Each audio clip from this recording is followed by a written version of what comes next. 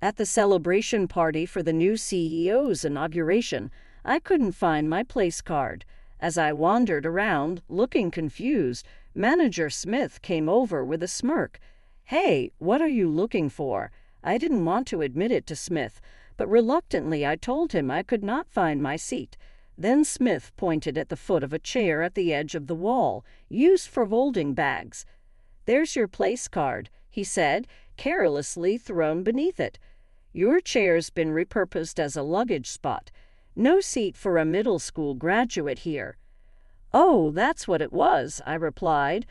Smith had intentionally moved the chair that was supposed to be mine, stacked some unknown bags on it, and placed the seating chart beneath it. Someone without a seat wandering around is just in the way. Get out of here quick. I decided to follow Smith's advice. "I'll be leaving then, but don't come to me for help later," he said right after the chairman appeared and asked, "Where's the president's son?" "My name is Sam Williams, 30 years old. I work for the hotel division of Brown Electronics, a major appliance manufacturer." The hotel division is essentially the department responsible for handling electronics related to hotel amenities. We not only install new products but also perform replacement maintenance on products that have been in use for some years. It's a busy department, but one could argue it's more interesting than just selling appliances. Once our division's manager was transferred overseas, and his replacement was a new boss who had been the sales director at a subsidiary. The newly appointed manager Smith was known for his overwhelming sales abilities. We in the hotel division were looking forward to his arrival with great anticipation. "From today, I'm counting on you all with me here. We're going to outpace the competition and aim to be the top seller in the hotel industry. Everyone keep that spirit and work hard." The new manager made a very reassuring inaugural address that inspired us to give our best. However, that was only at the beginning. The first thing the new sales director, Smith, did was conduct background checks on all the employees. He dug into everything: sales performance, educational background, family structure, and past careers. The purpose wasn't clear, but Smith's rationale was as follows: by thoroughly understanding what kind of person each employee is, we can identify the most suitable sales style for them. That way, each person's performance improves, which in turn boosts the entire department's performance. The previous manager did pay attention to the humanity of his employees, though he never conducted evaluations like it was an interview for prospective hires. It seems that each person has their different approach. Smith listens carefully to each individual, and as he said, it seems he discusses various strategies tailored to that employee. Then came the day of my interview. Summoned by Smith, I responded to other employees' encouragement with a fist pump and headed to the manager's office. I knocked 3 times on the office door, waited to be invited in, and then entered. It felt like I was taking a job interview, making me nervous. It was nostalgic, yet I thought I shouldn't have to go through this again. My heart was pounding with mixed feelings. As I waited in the manager's office, Smith looked me up and down from his seat and suddenly asked, "Your record shows your highest education is middle school. Is that correct?" Due to some circumstances, I indeed only went to school up to middle school. I had no intention to hide it, nor could I lie when I honestly admitted it. Smith sighed heavily and said, "I wonder why someone who only finished middle school was hired at our company. I don't need a middle school educated bottom-rung guy under me. Remember, if you mess up, I'll fire you immediately," he declared. Although I was surprised by Smith's declaration, I didn't expect anything worse to happen and thought as long as I maintained my sales performance, I wouldn't be criticized. After all, that was the only option I had. My dropping out of high school is a fact that can't be changed now, but until now it has never been a problem, so I just kept working as usual. But it seems that was too naive. "Williams, what's going on with this? Is there a problem?" "A problem, you say?" Smith slammed the documents he was holding onto the desk with a loud thud. "What's this about the sales at Sada Hotel that you're handling?" I realized then what this was about. Sada Hotel had primarily been handling budget inbound traffic from abroad due to the global situation. Its financial health declined, and it even shut down once until a new owner took over and it could operate again. Even after the reopening, there wasn't a budget to install new electronics. They were just managing to keep going with minimal maintenance and the bare essentials for replacements. However, with the gradual revival of inbound traffic, the business is looking up and is expected to bounce back soon. I explained this to Smith, but he wouldn't accept it at all, scolding me as if it were my personal failure. Stop making excuses. This is why I hate having bottom-rung high school dropouts. Listen, if you don't recover Sada Hotel's figures by the end of this month, you'll be fined. And with that, he declared, our company doesn't have a system for fines. The senior staff told me this, but Smith said, we don't need it for excellent grads like me or you, but it's necessary for hopeless cases like Williams who only finished middle school. He emphasized this point again to me. Make sure you understand, you need to recover those figures by the end of the month. Ultimately, the situation didn't improve quickly, and that month I truly had 10% of my salary taken as a fine, and I didn't receive my sales bonus either. Smith said he couldn't pay a sales allowance to employees who weren't making an effort. Listen, this is the new policy for this department. If you're not serious, I'll keep applying this tough love, especially to those who can't understand any better. It seemed absurd, but Smith said this while looking me straight in the eye. Fortunately, Smith's tough love was only applied that one time to me. The reason was that my performance wasn't bad enough to warrant a fine. I was already one of the top performers in the hotel division. Unfortunately, Thousand Oaks Hotel finally returned to its former condition, leaving Smith with nothing to criticize. To avoid any further issues with Smith, I decided to be even more careful and diligent in my work than usual. Smith would look at me disapprovingly, but without any mistakes. He couldn't criticize my performance alone. If he did, he would have to apply the same rules even to the university graduates he praised. Since then, Smith has been unable to do anything to me. The snide remarks continued as usual, and the clicking of tongues at this middle school graduate didn't lessen. However, when I started to think of it as background music I'd hear while walking down the street, it gradually began to bother me less. Humans really do have a remarkable ability to adapt. Just as I was settling into being able to work calmly, there was a change in our company's CEO. The current president retired to become the chairman, and his son, the executive director, was set to take over as CEO. Smith, this is an important day. Let's all do our best to make a great impression for the new CEO, Smith announced to his subordinates with a broad smile. The company will be closed for the day. A large celebration for the new president's inauguration is planned at a grand hotel hall, inviting all employees. Employees left work looking forward to tomorrow. The party starts at noon, and the venue is rented out with tables set up for each department. The hotel division, which I belong to, was located about in the middle towards the right side from the podium. I walked towards the hotel division's table while looking at the seating chart, but something was odd. I circled around, and while I could find the names of Manager Smith and almost everyone else, my name was nowhere to be found. That's strange. I asked a colleague who was sitting down if they had seen my name card, but they just replied they hadn't noticed my name and were just sitting where their own name card was. That might well be the case. As I was wandering around, looking confused, Smith came over with a smirk and approached me. "Hey, what are you looking for?" I didn't want to admit it to Smith, but reluctantly I told him I couldn't find my seat. Then Smith pointed at the foot of a chair by the wall, used for storing luggage. "There's your place card," he said, tossed aside as if it were trash. "Your chair has been used as part of the luggage area. No seat for a high school dropout." "So that was it," I replied. Smith had deliberately moved the chair that should have been mine to the wall, piled some unidentified luggage on it, and put the seating chart under the chair. He did all this to exclude me from the celebration of the new CEO's inauguration. People without seats wandering around are just in the way. "Get out of here quick," Smith said, laughing gleefully. What a petty thing to do, I thought. Honestly, I was appalled by such childish behavior.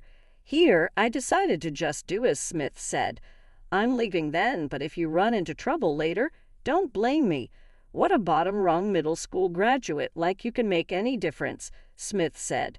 "Our company will not miss you, so just disappear." After leaving the party venue just as it was about to start, a commotion ensued, but I left it for Smith to handle. With that in mind, I hailed a taxi in front of the hotel and went home. Back at my place, I pulled out my smartphone from my bag. I had turned it off when I got into the taxi. About 30 minutes had passed since then. Let's see what's going on, I thought. When I turned on my smartphone, it immediately started blinking blue and alerted me to several messages and voicemails. Just as I swiped to check the messages, a call came through, and I accidentally answered it. Whether it was good timing or bad, Smith was on the other end. "Hello, Sam, it's me, Manager Smith. I'm so glad you finally picked up. Come back to the venue right now." Smith's voice was almost tearful as he spoke. "What can I do for you?" "I left because you told me to leave." "Don't say that. Just come back. If you don't return, it could be serious trouble." "I don't know about that," I replied coldly. "I was just following the manager's orders." "I apologize. Please, I'm begging you. Come back. If not, it might be the end for me." "Please," Smith pleaded with a sniffling voice. But that was none of my concern. "I don't know anything about that. That's why I said I won't know anything, no matter what happens." "Don't say things like that," Smith continued. "After you left, the party started immediately, but there was an empty seat in the hotel division, and when the chairman noticed you weren't there, he asked, 'Where is the CEO's son?' I didn't know you were the new president's son and the chairman's grandson. Your name was different, and nobody told me anything about it. And then, if I had known, I wouldn't have said those things. So please come back. I'm really begging you, please." On the phone, Smith kept repeating the same plea over and over. "Anyway, I will tell everyone I left the party venue on Manager Smith's orders. Goodbye." I ruthlessly hung up the phone and turned it off again.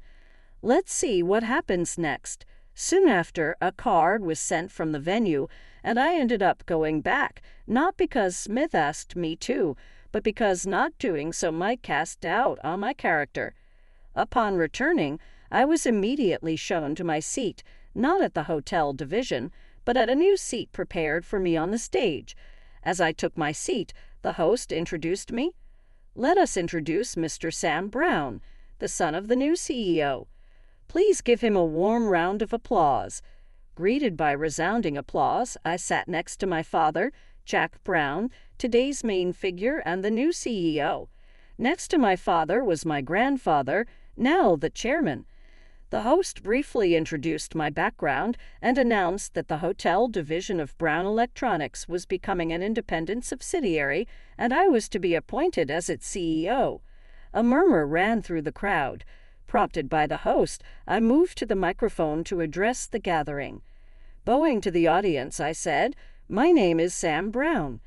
For reasons of my own, I had been using the name Williams, but upon taking over as CEO of Brown Hotel Management, I have returned to my real name, Sam Brown. Thank you for your support. There was a moment of confusion in the crowd, but it quickly filled with enthusiastic applause.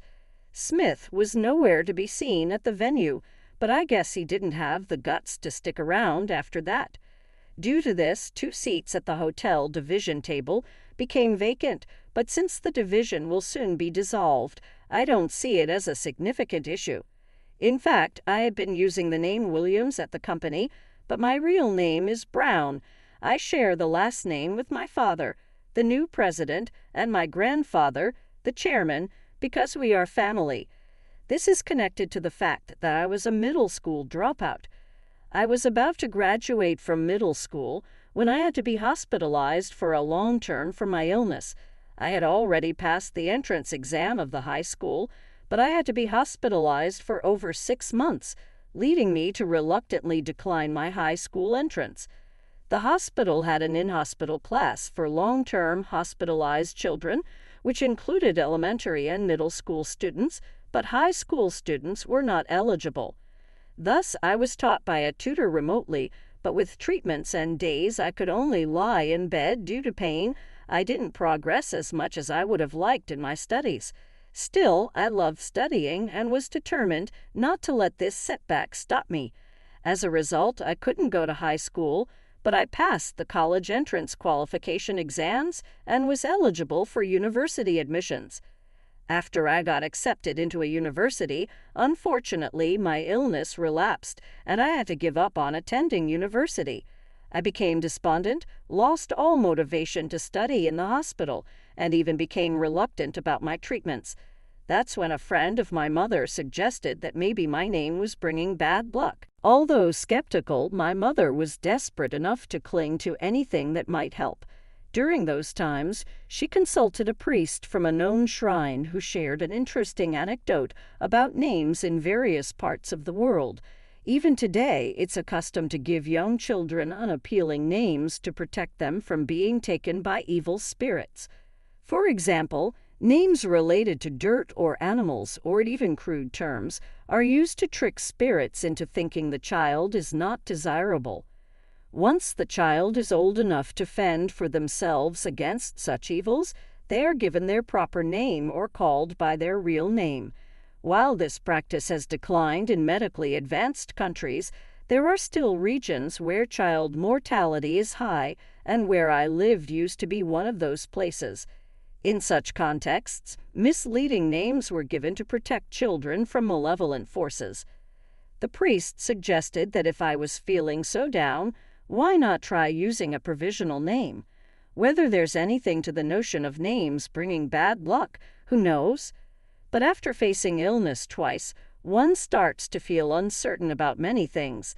It seemed like a good idea to change things up, even just for the sake of feeling better. Obviously, a name meaning filth was out of the question, but then it was suggested to use my mother's maiden name for a while. So I began going by Williams outwardly. My mother also asked the hospital to list both Williams and Brown on my medical records. The hospital staff didn't seem thrilled, but they cooperated reluctantly after my mother insisted. Initially, I honestly thought it was just a silly superstition, but human emotions are a curious thing. Seeing my mother confidently smile and saying this name change would definitely make me better, I gradually began to feel like maybe everything would be all right, and perhaps it was this change in mindset that helped, because to my surprise, I quickly regained my health. My mother was thrilled, believing the name change had worked wonders. The real reason for my recovery was unclear, but since it made my mother happy, I decided to continue using the name Williams for a while. Although I had given up on attending college, I found a new avenue for education in an organization similar to an economic study group. My father introduced me to this group after he learned I was studying economics on my own, suggesting I might like to join there. I studied various aspects of business management and finance. I also learned languages including English, German, and Chinese. I then joined my grandfather's company, concealing my identity as his grandson, and have been there ever since. I was 22 at the time, the same age as most new college graduates. In fact, I was the one who proposed starting the hotel division.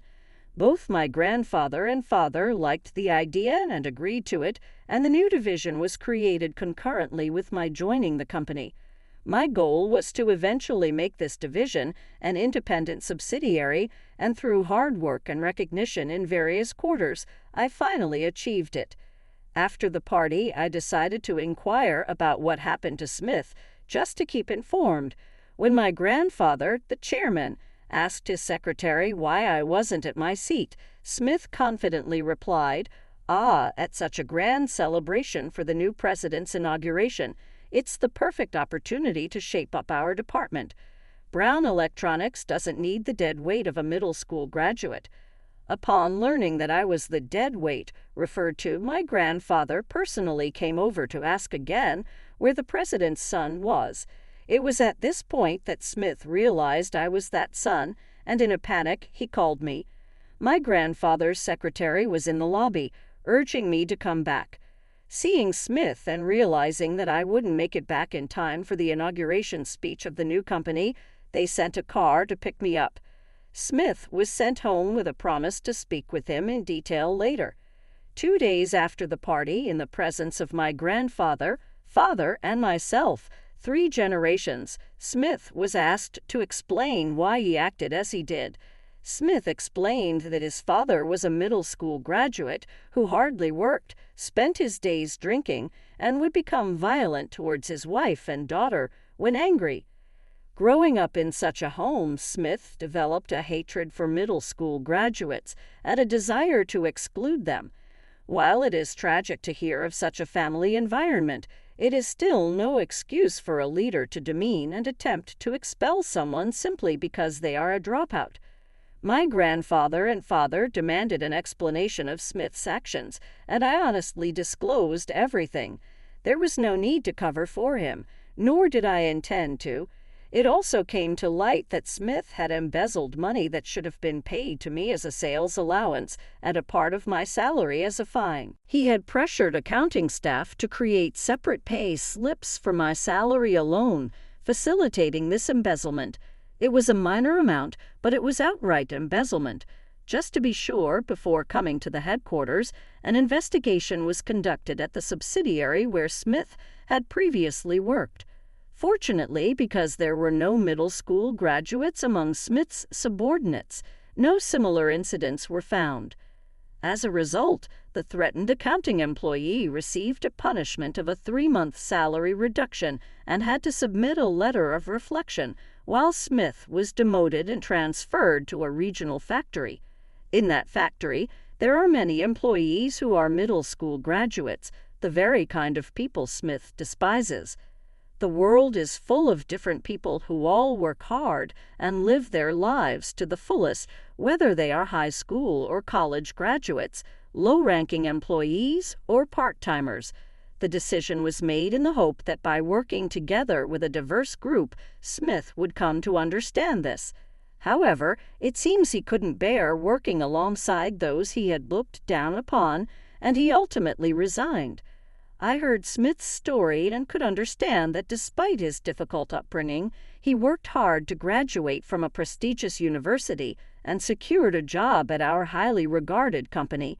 He even climbed the ladder to become a manager. However, that does not justify his disdain and unfair treatment of people just because they are middle school graduates.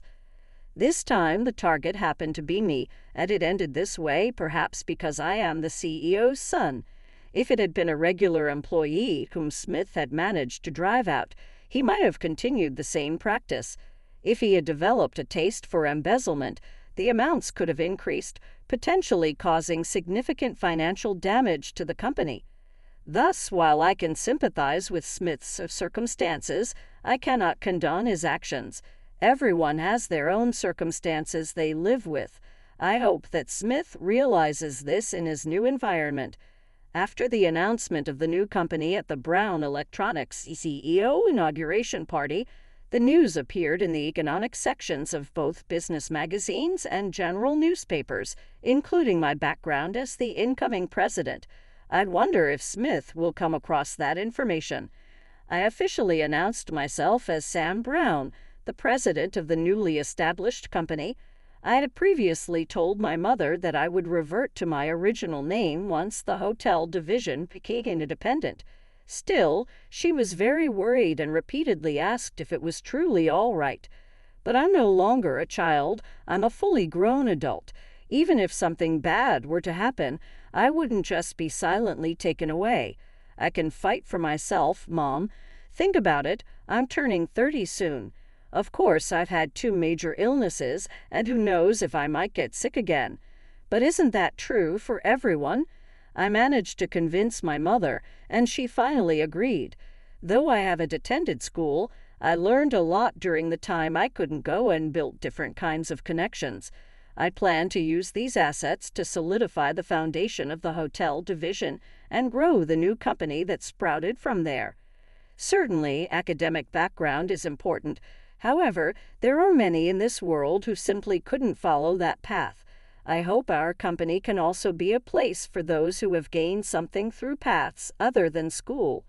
It's not just about selling a lot and improving sales performance, it's about growing people in various ways too. That's my goal. Thus, saying goodbye to the name Williams that protected me until I could stand on my own, I vowed to achieve these goals as my true self.